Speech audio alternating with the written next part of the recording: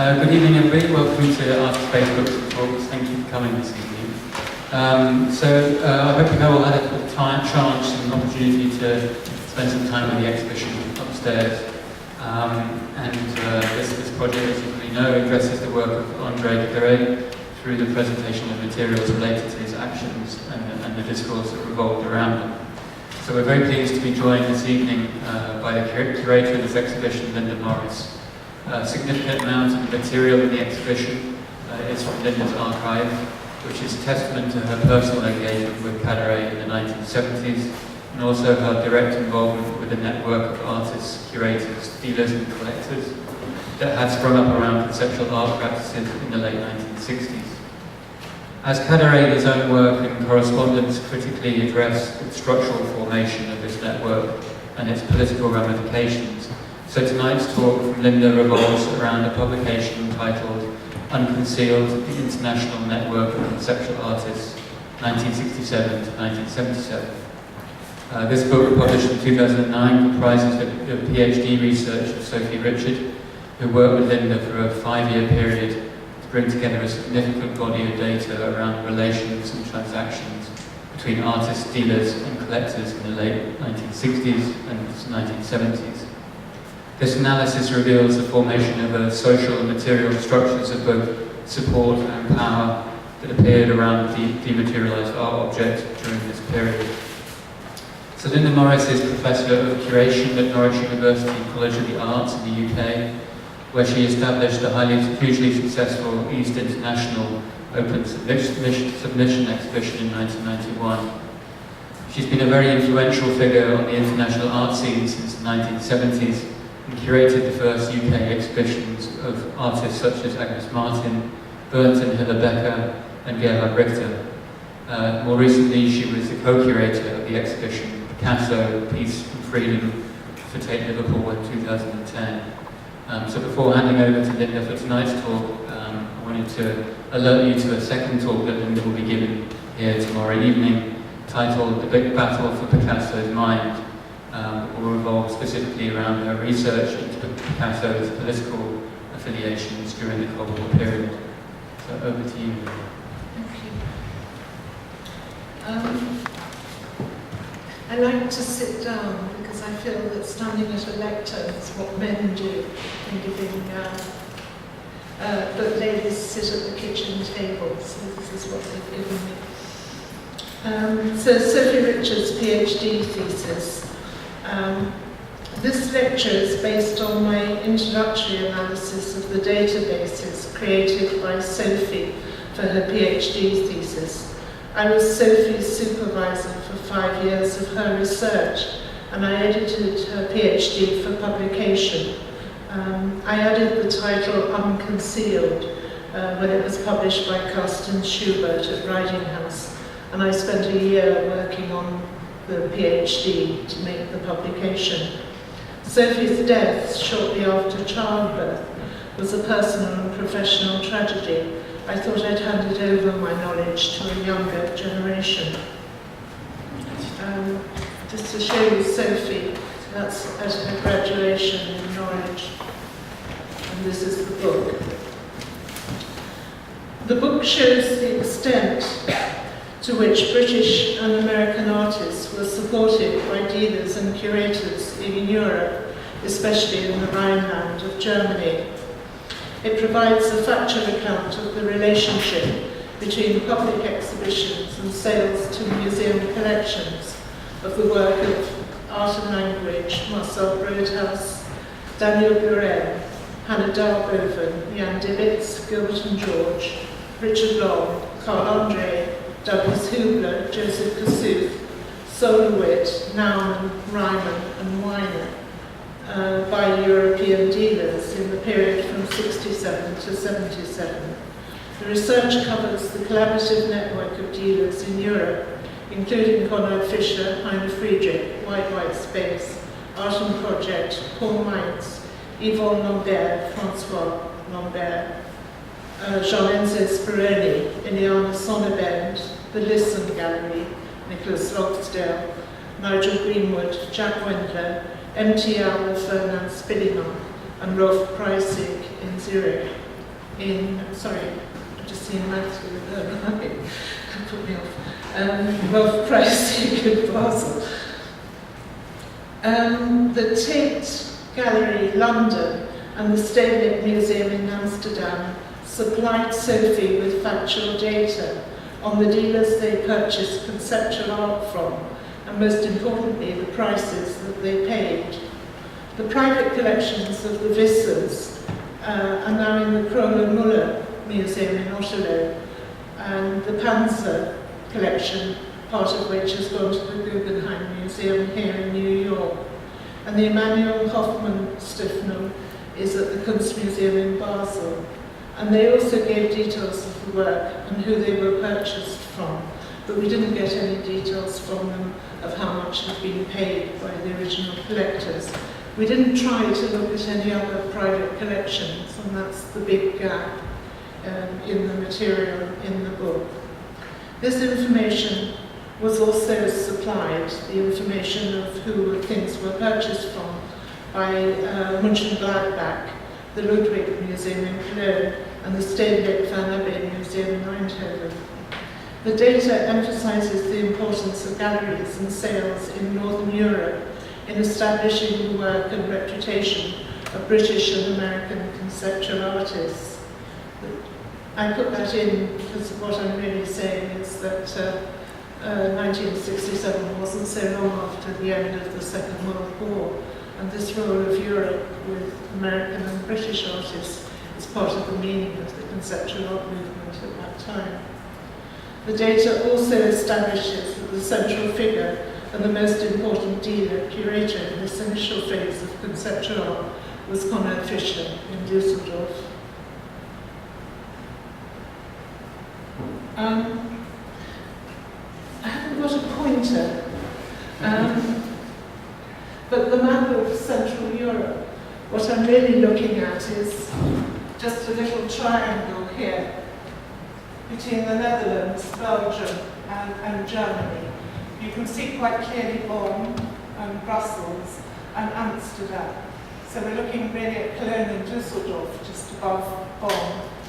And it's in that little triangle that what we're largely looking at all takes place. It's perhaps clearer from this,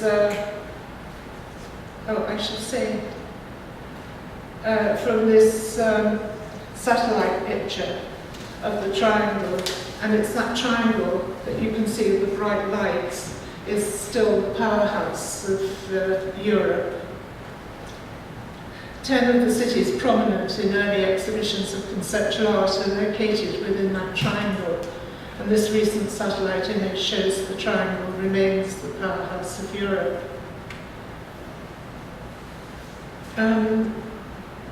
So, Sophie's charts, and we'll go through these in some detail.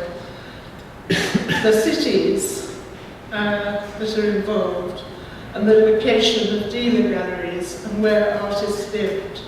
That cities rather than countries are key to the development. I've trodden on something. Is that the right chart? Yeah. Cities rather than countries are key to the development of the network of conceptual art in the first decade. I prepared this chart of the cities, listing the dealers, their secondary branches, the temporary exhibition spaces, and the museums in those cities, and the artists who lived in them. Amsterdam, obviously, with the Stedelijk, and the key gallery there is Art and Project. Larry Wiener had a houseboat at this time in Amsterdam and was living there at least for half the year. And of course, Jan Dillitz was there. Wide White Spaces, there were no significant museums in Antwerp, but Wide White Space was of immense importance. And at a later stage, MTL and Art and Project both opened subsidiary galleries there. Basel, Rolf Preissig, I think starts about 1972. He's not there at the beginning, and is very much seen as a satellite gallery of Konrad Fischer's. but the museum there is important. The Palais des Beaux-Arts had an important programme of exhibitions and spelling mark of MTL. And again, other galleries come and open subsidiary galleries with Paul Mainz and Wide White Space. In Düsseldorf is the Kunsthalle doing the series of prospect exhibitions which start in 1968. And Konrad Fischer is the key gallery there. And at this time, Marcel Groothuis was living there, as well as other artists who aren't part of the data here, but of immense importance, like Richter and Polka. Eindhoven is the Van Abbe Museum. Castle is just outside that triangle, but pretty close by, where the series of Documenta exhibitions took place. And of course, key to Documentaries you find in early articles of the first Documentas after the Second World War was that it was right on the border, only about 10 miles from East Germany. And in the initial Documentas, people were able to travel from East Germany to look at Western art in Kassel before the Berlin Wall was built. In London, the Tate Gallery did a number of exhibitions. The galleries were Nigel Greenwood, Lisson and Jack Wendler. Gilbert and George were living there, and Marcel Groothuis moved to London in, I think, 1973. I'm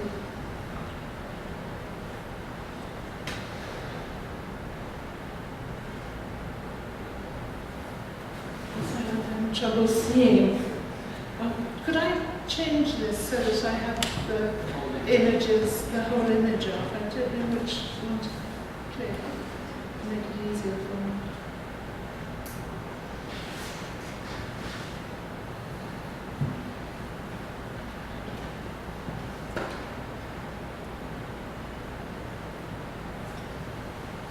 Great. Start to rise.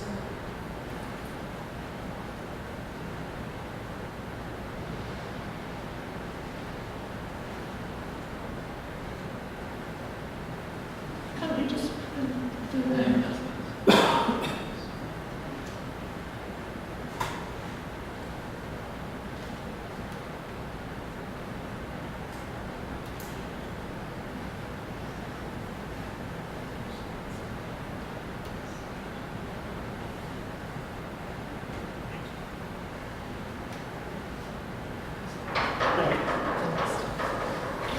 I'm sorry. Lucerne is just the Kunstmuseum. I've got it. Who's an expert on now?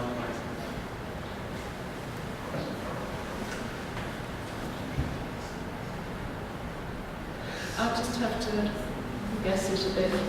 Okay. See if I can.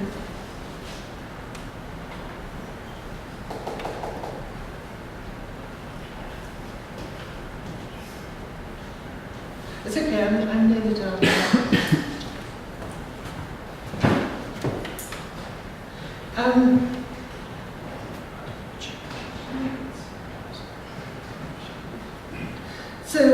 After Lucerne, looking at Milan with Francois Lambert, and there was a branch of Speroni there, although his main gallery was in Turin.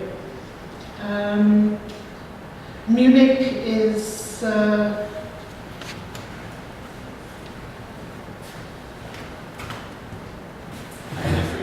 Heine Friedrich.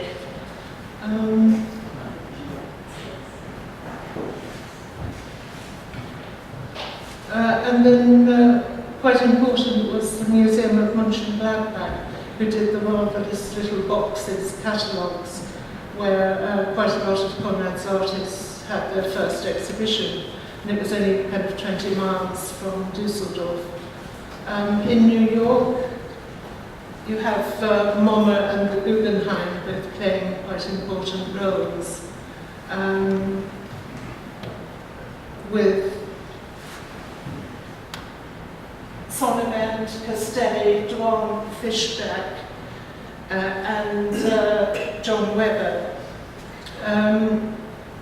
And then in 73, Speroni, Westwater, Fisher, I think it's 74 really before they start doing their first exhibitions. The list of artists I don't need to go through. The Museum of Modern Art in Oxford, where the young Serrato was curating shows, was also very relevant and important. In Paris, Yvonne Lambert, as well as Iliana Sonnabend.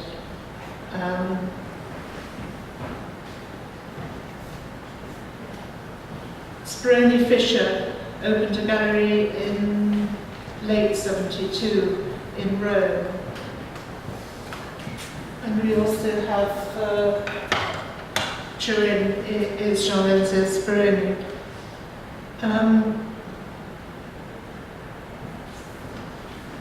I think that's the rest I should more or less get. Oh, but I can see it there. Yeah, okay.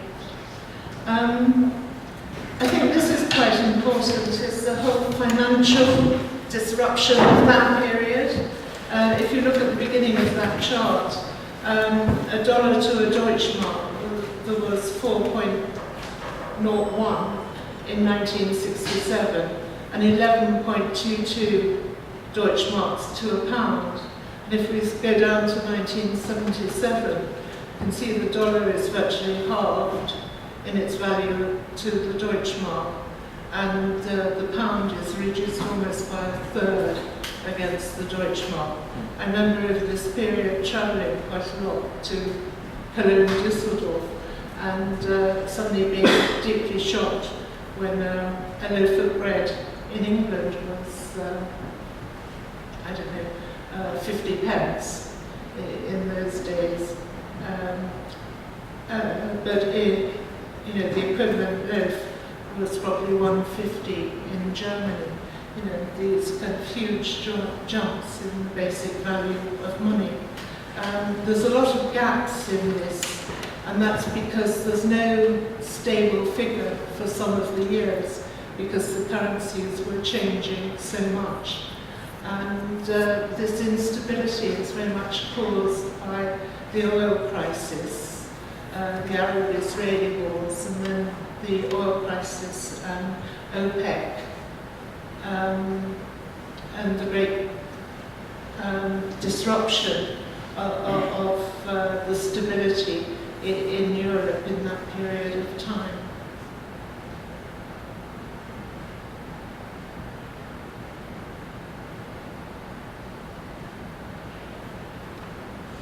And if we look at individual artists and see where they were selling work to, who were the dealers who were selling the work, and the kind of prices that they were bringing in, because of this instability in the money, we haven't tried to simplify it all into pounds or dollars or euros. We're still really going through those kind of crises of valuations between currencies. So we just left them in the monies that were being paid in the countries at that time. So you see the Stedelijk buying quite a few pieces by Gilbert and George, and buying them from Art and Project, the beginnings of the video market being developed by Gary Shum, and working closely with this network of galleries to distribute the most works of art by the artists. And Sonnabend also selling work to the Stedelijk. The Tate is buying the pieces from Nigel Greenwood, and I think this is something that we can't really begin to work out or see, and that is the whole sense of percentages between different people. Conrad Fisher was the person to sell, to show Gilbert and George, and so Nigel started to show them in England after they already had an agreement with Conrad Fisher.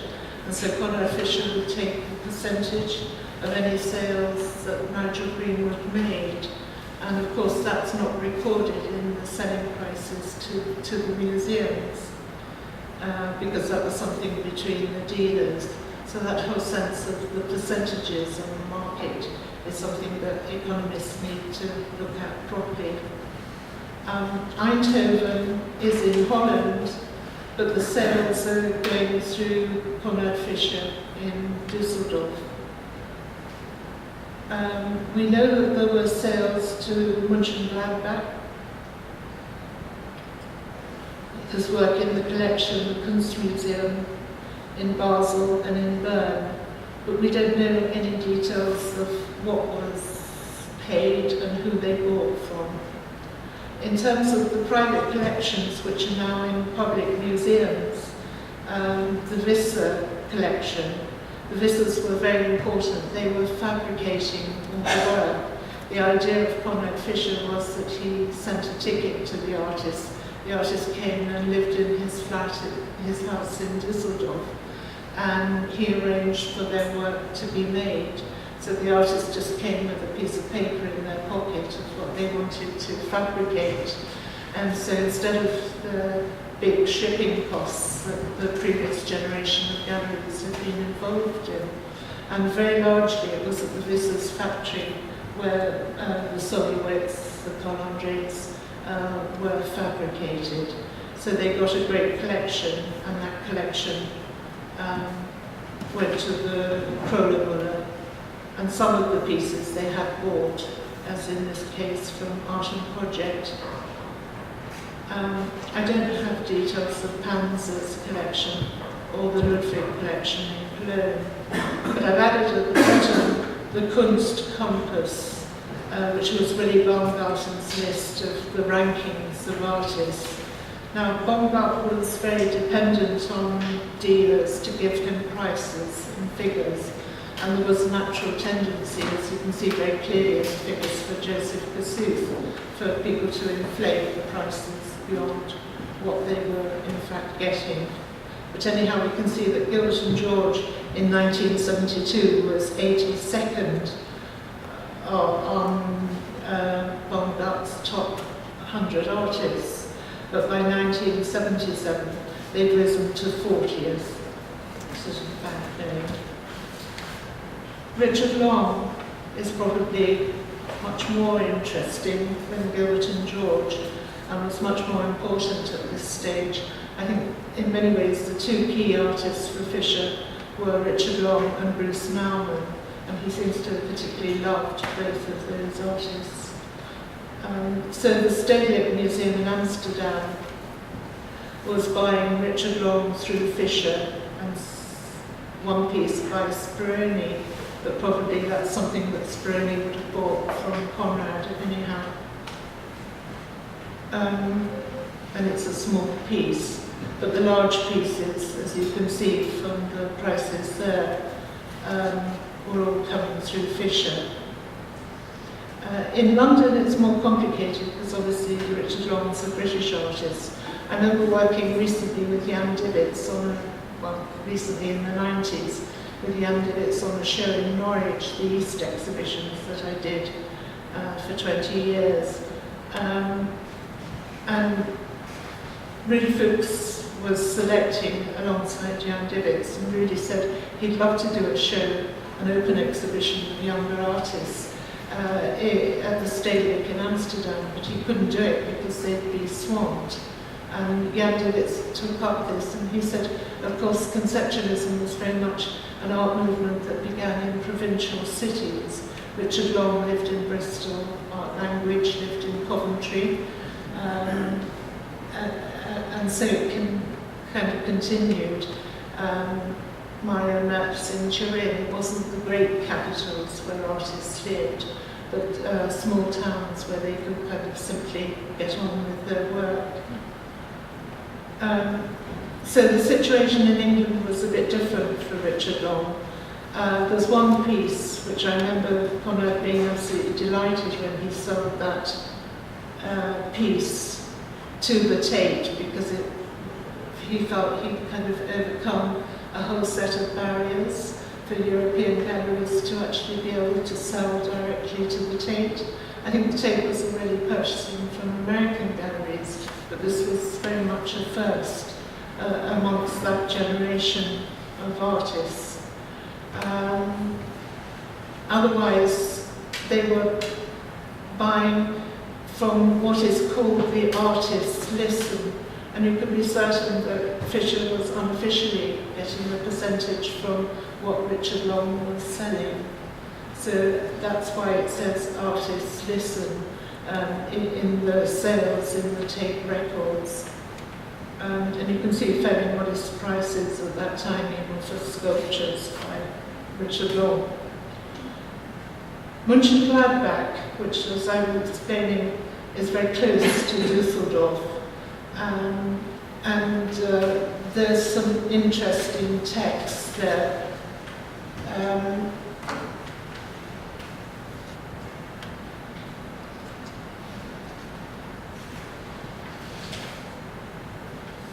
In that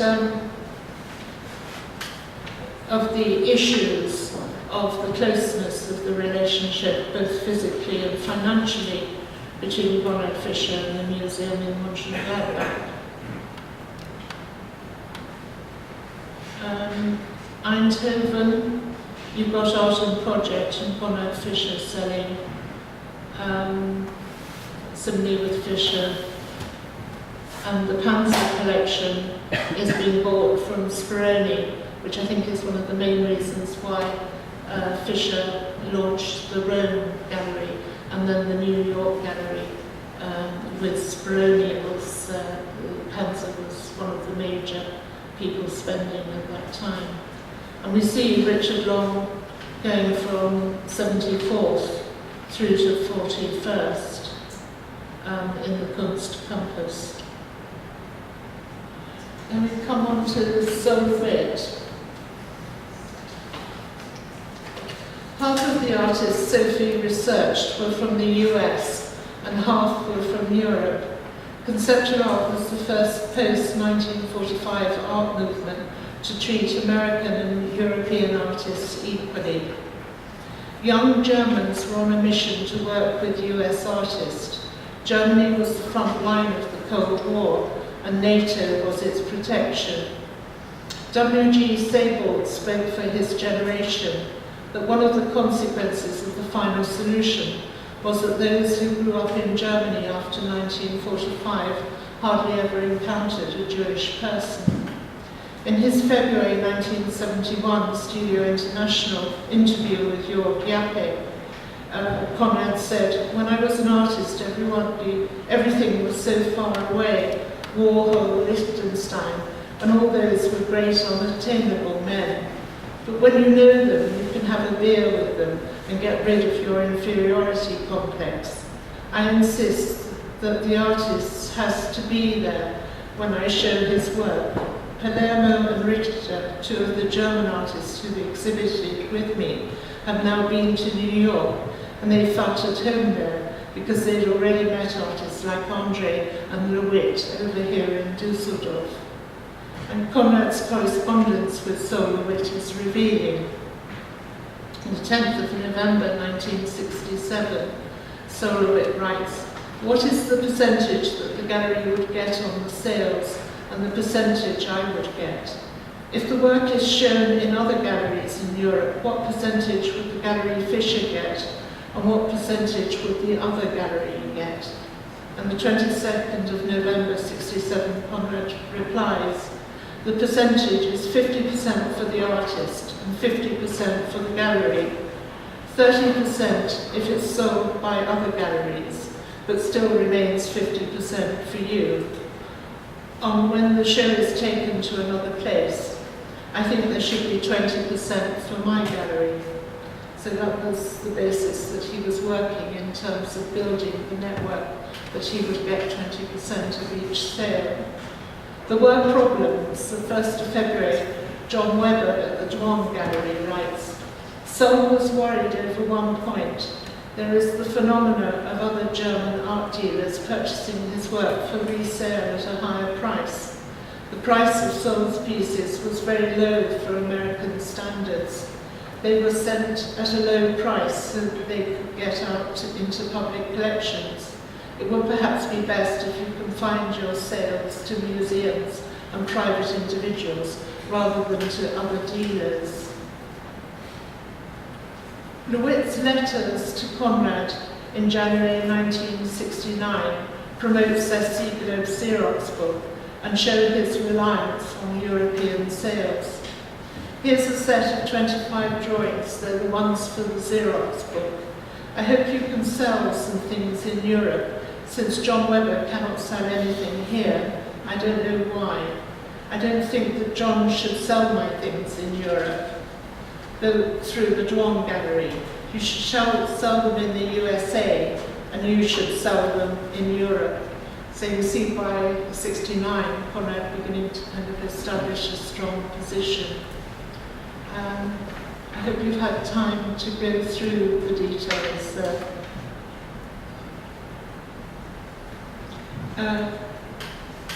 Bruce Nauman.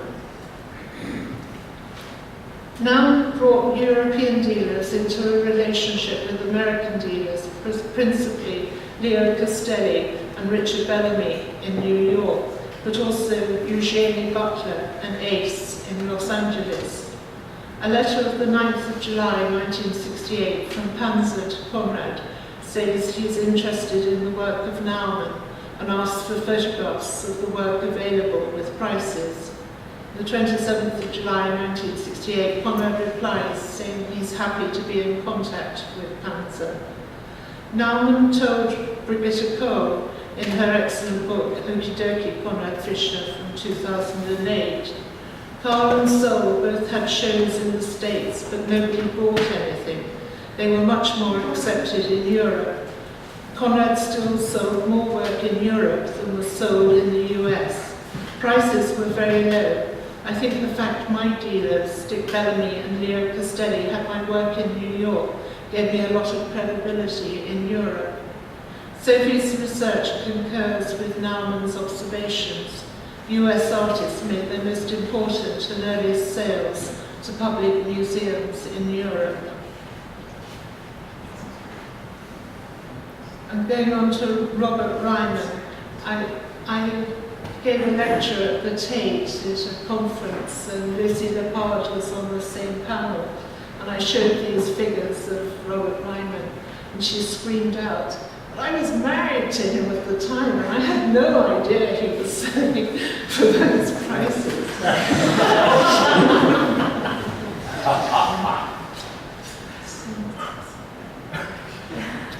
In spring 1969, Conrad went to New York ostensibly to prepare the next prospect. He made a good impression. 7th of May 1969, Marian Fishback wrote about Ryman. What would you think of the following? You could be the Central European Gallery connection, and you could distribute the work in Europe, and most of the European arrangements could be made directly with you. The commission would be 25% to you, which leaves little to us, actually only 15%.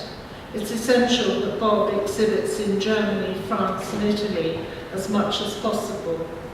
By the 17th of October, Naomi Spector writes on behalf of Fishback, agreeing the tour Conrad has organised for Ryman to Heine Friedrich in Munich, François Lambert in Milan, Yvonne Lambert in Paris, Franz Dahlem in Munich, and Speroni in Turin.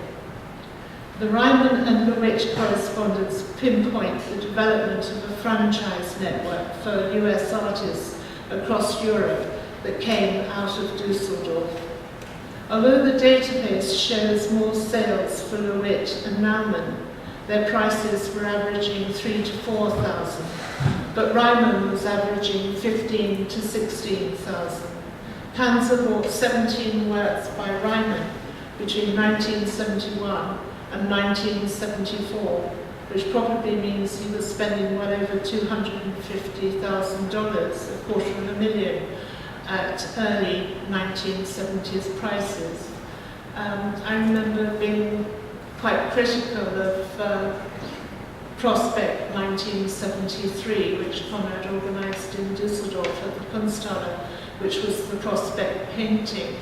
And after the Prospects having led conceptual art, suddenly in 1973, in the autumn of 73, you got this backlash where Europe was discovering for the first time minimal painting, that we haven't seen minimal painting since, with the exception of Ryman, who was seen almost as a sort of sculptor in with the other group of American minimalist sculptors. And they were seen as something quite separate to Bryce Marden, Twombly, and the other minimal painters, because of this sort of sense that you had to pay and ship the work over. There is a wonderful story of Conrad Fisher being called to the airport for some work having arrived in a package by Ryman, and he was just bringing it in as paper. And the customs said, yes, but it's very special, handmade paper. Surely this is a work of art. And Conrad said, no, it's just painted paper. And he managed to get it through on that basis without paying the import shipping duties. But suddenly in '73 you had this return to American painting, and part of the background to this was the big demonstrations in 1968 at the Venice Biennale against American artists. I think Rauschenberg won the Gold Award that year, but it was in the context of the height of the Vietnam War, and very strong demonstrations both at Documenta that year, as well as the May '68 in Paris and the Grosvenor Square demonstrations under the big concrete American Eagle in London. And so there had been a kind of backlash in a strange kind of way against American painting, which somehow or other the group of sculptors that we've been talking about weren't seen as part of that. They were people who came over just like ourselves. I remember sitting down talking about Vietnam with Larry Wiener in 1970, as though, one was all on the same side. They were seen as something quite different. But American painting we hadn't really looked at, and suddenly Agnes Martin and everyone came in with this '73 prospect painting. But when you look at the figures and the money that was involved in pounds of buying paintings, then you can see the kind of pressures that there must have been on Fisher to move in that direction. There are political agendas embedded in the difference between US and European perceptions of the development of minimalism and conceptual art. Anti-American demonstrations at the Venice Biennale and Documenta in '68 used the slogan, "What else remains for the artists of a nation which wages such a criminal war as that in Vietnam, but to produce minimal art?" Because of this, there was a significant difference in the chronology of exhibitions on either side of the Atlantic. When prospect painting opened in Dusseldorf in 1973, it shocked those of us who thought of prospect as an idealistic and progressive force for conceptual painting, for conceptual art. It included the European premiere of Emile D'Antonio's Painter's Painting, and was the first time I heard the term conceptual painting.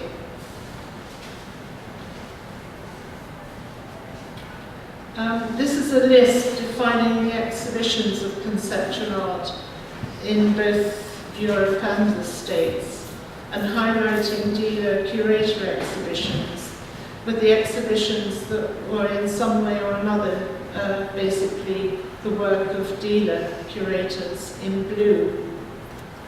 I have compiled this list of the defining exhibitions of conceptual art.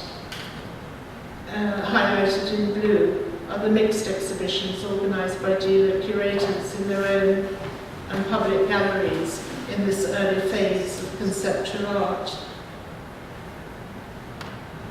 This is the comparative data from Sophie's research on dealer galleries sales to museums between 67 and 77. I consider conceptual art to have been a true avant-garde between 67 and 73, and this composite chart of dealer sales to museums based on Sophie's research shows from the data available to Sophie, Conrad Fischer controlled 31.4% of the sales of conceptual art in Europe in this first decade, and this confirms my memory of his central role. However, 25% of the market is the legal definition of a monopoly. This figure does not take into account any percentage Conrad received from sales of exhibitions he organised for other dealer galleries in other cities. As we know from his letters, he was also earning 20% from those sales. And this is the list defining exhibitions of conceptual art, highlighting the dealer curator exhibitions in blue, but the exhibitions which were solely controlled by Conrad Fischer in red. If we now go back to the list defining exhibitions, in blue are the exhibitions organised by all dealer curators, in red are the exhibitions organised by Conrad Fischer. And let us examine further if there is a correlation between a dealer curating exhibitions and the sales that dealer is able to make to public collections.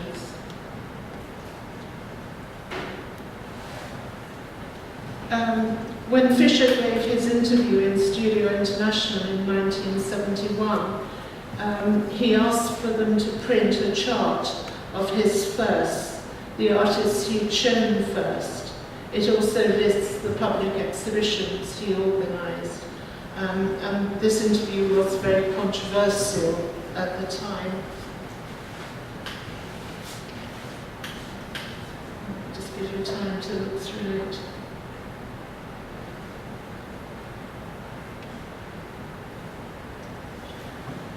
So let's go on to look at the catalogues of some of these exhibitions. This is the newspaper he did for the 68 and the 69 Prospect exhibitions.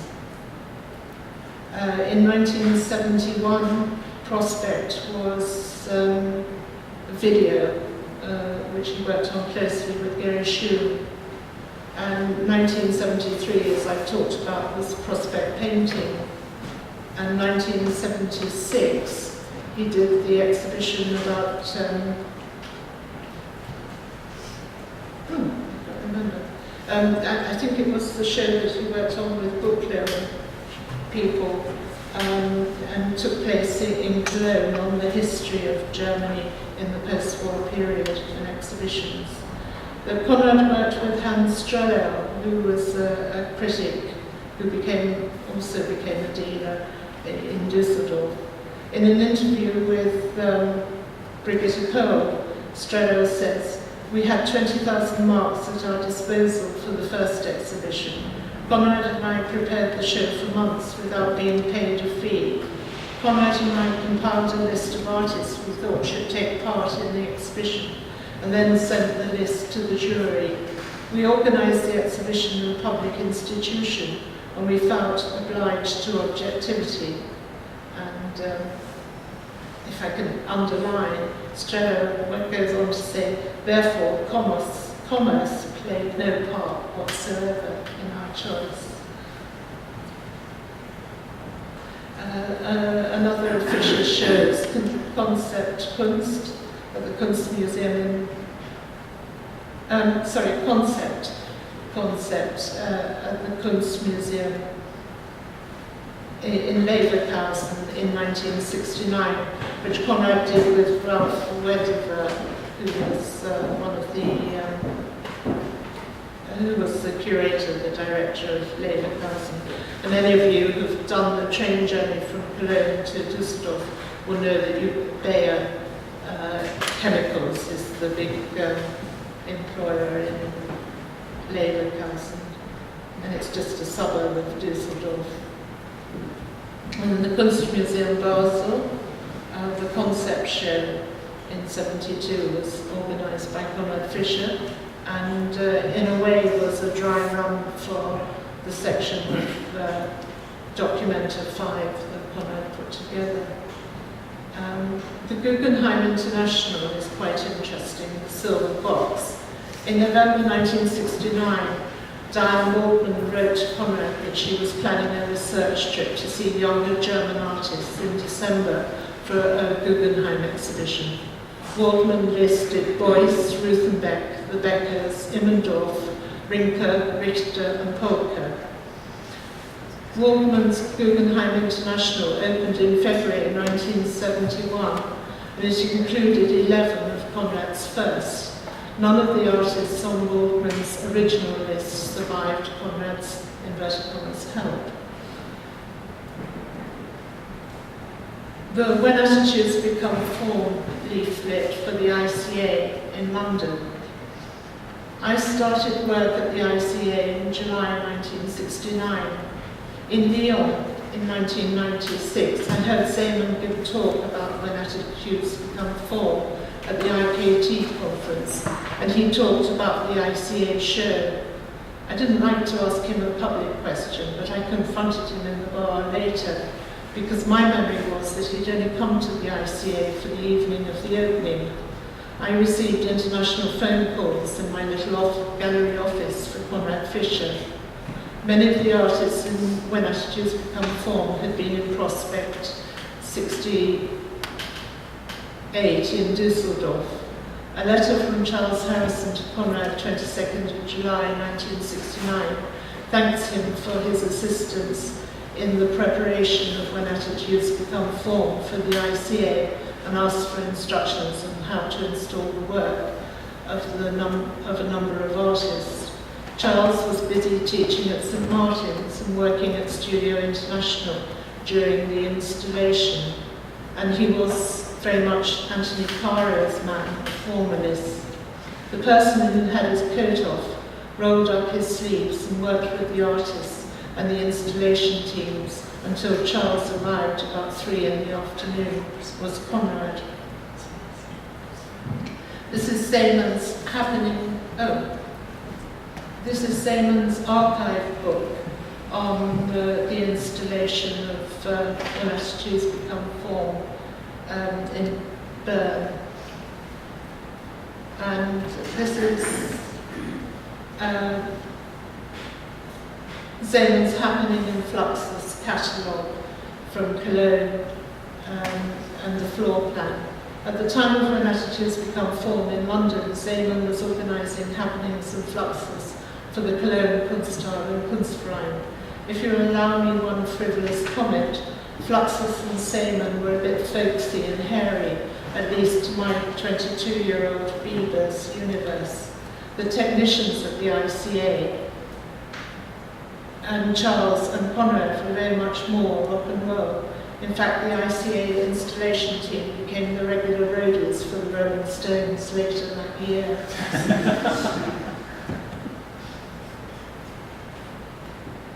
That's an additional sheet issued towards the end of Documenta 5 of Conrad Fischer during the installation. Conrad and Klaus Honnef's section of 17 of Documenta 5, Idea Light, was a small section of the catalogue, but it was the most important section of the exhibition. Honnef told Sophie, "My feeling was that I could still learn a few things, and I opted to work with Fischer. It was a very intense collaboration. I worked very intensively with him on exhibitions in Munster, and he cooperated with me very closely on the book Concept Art that Phaidon published." For Harold Zeman, it wasn't his favourite section. He thought it was a bit too cerebral. Harry had different ideas. Of course, the specialists, the insiders, thought that our section, the big room with the circle by Richard Long in the middle, Darboven and Solowit opposite, and also Agnes Martin, was the cathedral of Documenta, along with Richard Serra, who was in the next room. Conrad Fischer was very meticulous about the budget. We only had a little bed and breakfast on the outskirts of Castle.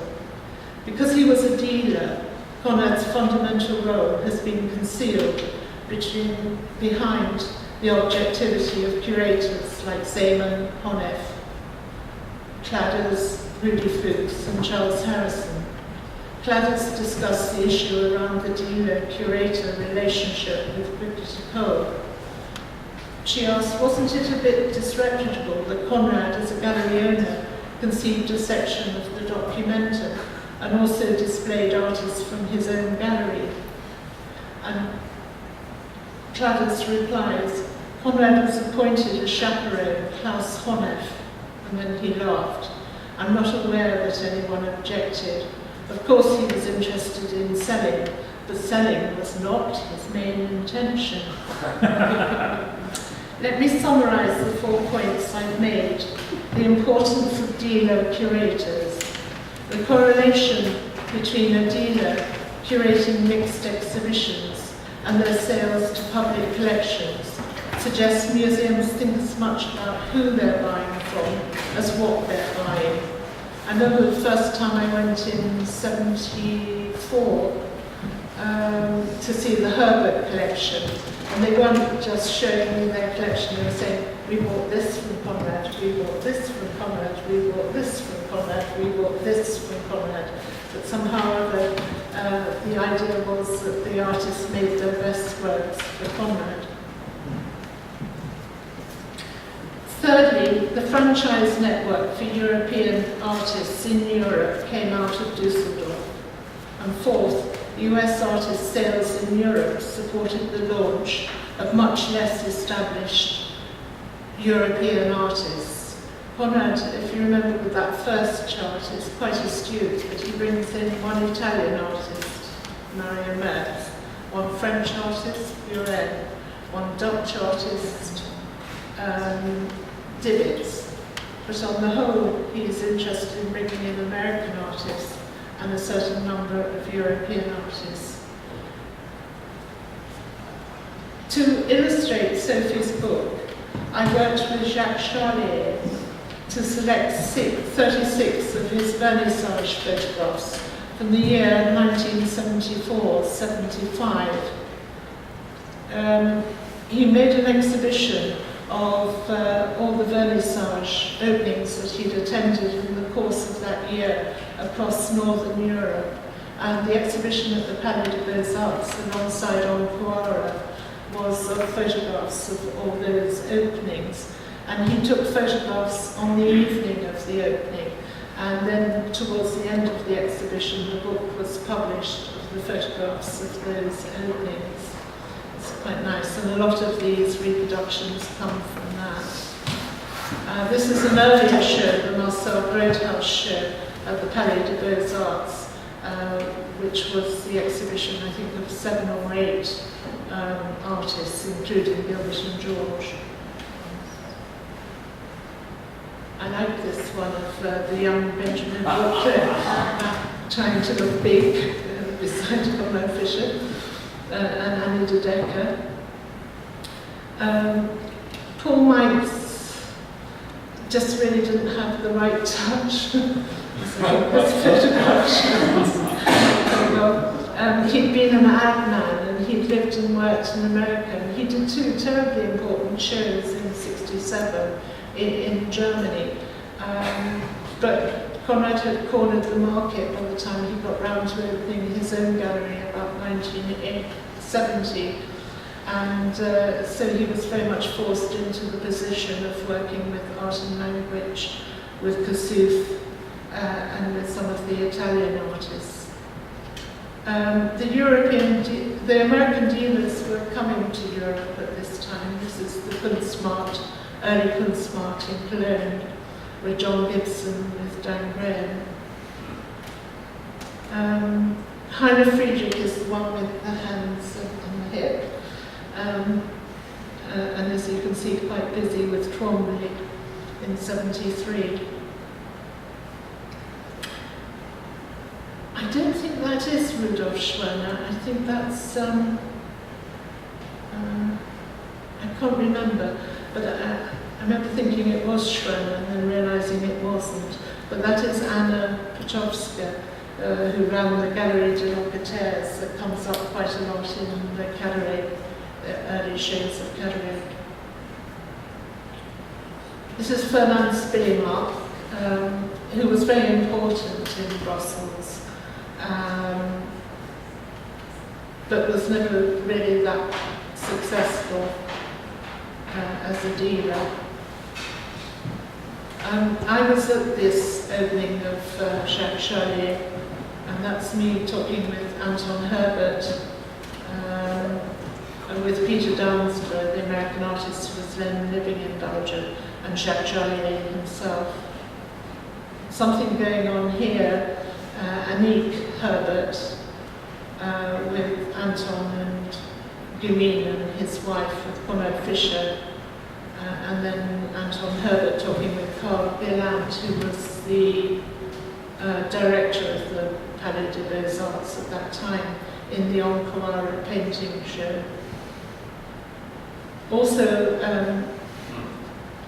is this photograph capturing the moment when Daniel Brem pastes up the Hans Hacker, which had been excluded from Project 74.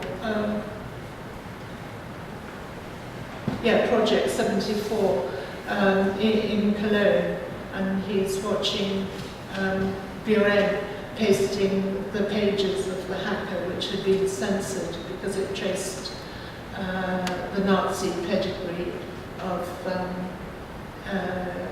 Manet's bunch of asparagus in the Woolworths Museum, and traced all the issues of how it had arrived into the Woolworths collection, and that's Benjamin watching it all. Also important, a very important figure at that time was Barbara Rice, the American critic who was then living in London. She worked alongside Art and Language up in Coventry and was instrumental in introducing them to people like Silhouette, and hence the early issues of Art and Language covering that material. She was a contributing editor of Studio International, and was very much the person in London that American artists stayed with when they passed through. And she was like a teacher to me. Her archives now at the Tate Gallery, and what it showed really interestingly was the way in which her issues of minimal art had the studio special issue on minimal art had defined the group of American sculptors, Judd, LeWitt, Morris, which then influenced the purchases of the Tate over the next 2-3 years. And then in Europe, she collected together this strange sort of group of European artists who were dealing with philosophy and anthropology, and things like Marcel Grothaus, Jan Dibbits, Art and Language. And she'd written about all of those, Richard Long, and then the Tate goes on to buy that second generation and puts together this idea of conceptual art as composed of the two groups. That's Adriaan van Ravenstein, a Wharton project, and Nicole David. I always have trouble pronouncing this, because I remember Gilbert and George always referred to him as Adriaan van Raving Queen. And Nicole David is talking with him there at the Palais des Beaux-Arts. Marcel Grothaus, Belgian collectors. And this was the Silhouette show, I think, at the Stedelijk. Nicholas Logsdale, Bert Becker, and Silhouette. Jacques Charlier, this is a marvelous show that should kind of come with all these Charlier photographs. He has thousands of them. And to tie it back into cabaret, which is the purpose of this talk, cabaret appears in a number of these photographs. I can't remember the lady with glasses' name right in the corner, but she was the girlfriend and the assistant in those days of Heine Friedrich, and she's talking with Conrad, the Herberts, Spillimark, and there's cabaret that's making at the Palais des Beaux-Arts in Brussels. And again, Calais with the Herberts, this must be the Marcel Roadhouse show because of all the palm trees there.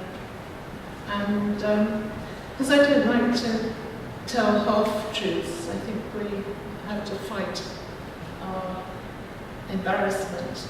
And I should admit that the reason why I could never write this book about the system of conceptual art was because I had a 10-year relationship with Cormac Fisher when he was married.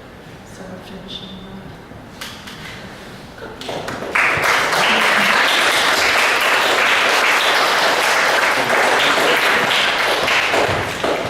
Thank you very much, Linda. So we have any questions?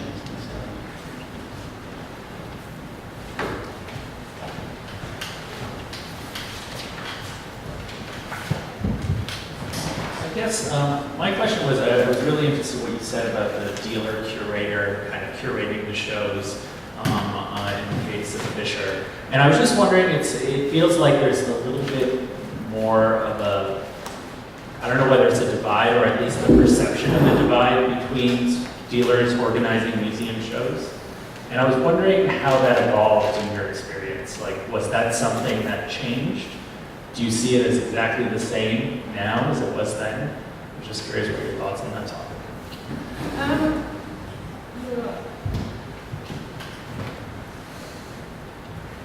I think the relationship between museums and dealers has changed. I think that dealers are interested in museums now as showrooms for their artists, that their own galleries, however large they are big enough for them to impress collectors in the way they wish to impress them. So now they're less interested in selling, as was the case, the main motivation in this period was selling to museums. And it seems to me however much discount a dealer gives to a museum, they really use the museums to establish the price, and that they will sell much cheaper to private collectors.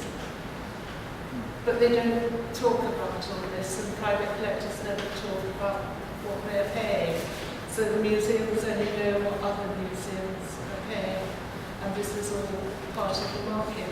But I think the game now is, certainly in London, with Tate Modern, it's how many shows, where it used to be Marion Goodman getting most of her artists through, it's now Gargosio getting most of his artists through. And it is that sense of the way in which the major dealers use the museums.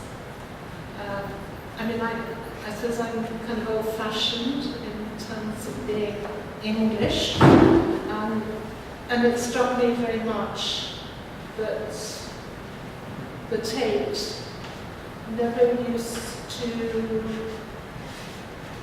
it's really after the Second World War and into the early 60s before the Tate starts to buy living artists' work. And certainly there was a whole code of practice which meant that the Tate didn't really have a purchasing budget, and it had to wait for people to die to either be given their work through collectors dying or after the artist died for the family to give some work to the Tate. That system, I don't think was ever here, certainly from the Armory show forward. It was the purchasing of contemporary work, which really became the basis of the Whitney, of MoMA. And so that sense of work going from an artist's studio into a museum collection was part of normal practice in the States, and probably had all sorts of stipulations around it. And that model, I think, came to Europe after 1945 because of the way in which museums had been Nazified and then had to be denazified in all the occupied countries.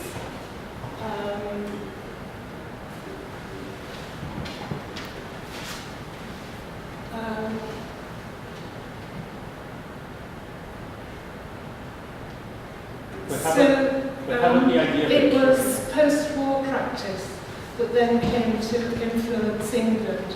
And there was a big 54-64 exhibition which was held at the Tate, which was really the point where they started to bring contemporary work in. And because of that, we hardly had any Picasso's contemporary work, and then the Tate moved. So I still have that pre-American influence idea of what a museum was in Europe, the tradition of a museum. And so the whole adjustment, which I've had to go through, of accepting that museums are very much involved in the contemporary market. But the concept of the curator-dealer that you were talking about now, was that, at that time you were saying Fisher was involved in curating the shows as well, correct? Was that also an American practice that sort of came over? I mean, because that's not something you hear about. No, I think it's something which uniquely was almost invented by Conrad. I see. I don't know whether that's entirely true, whether Kahnweiler, for instance, with Picasso working through Larice after the Second World War, was also very involved in those kind of practices. I think Castelli was absolutely crucial in terms of museum shows of his artists' work. So I know that Conrad looked up to Castelli and thought he was a great man. So the extent, but certainly in terms of the conceptual period, it seems to be Conrad that put the whole picture together. Does that? Yeah, that's great, thank you. And also this sense of Germany as being a collection of city-states, and each city and area had a kind of sense of its own importance. And so they all had museums, and they all had Kunsthaus and Kunstvereins for exhibitions. So the German dealers had much more to work with, whereas in England, apart from Oxford and one of the Armafini in Bristol, there was very few spaces for a dealer to work with in the same way. I actually have a question, Linda.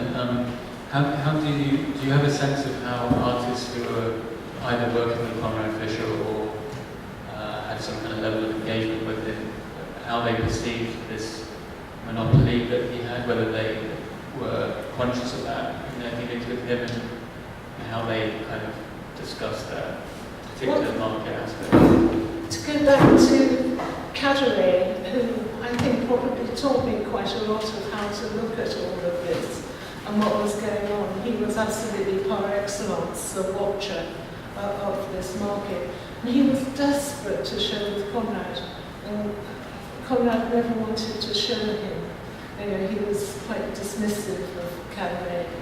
And Cadre in the end, I think it's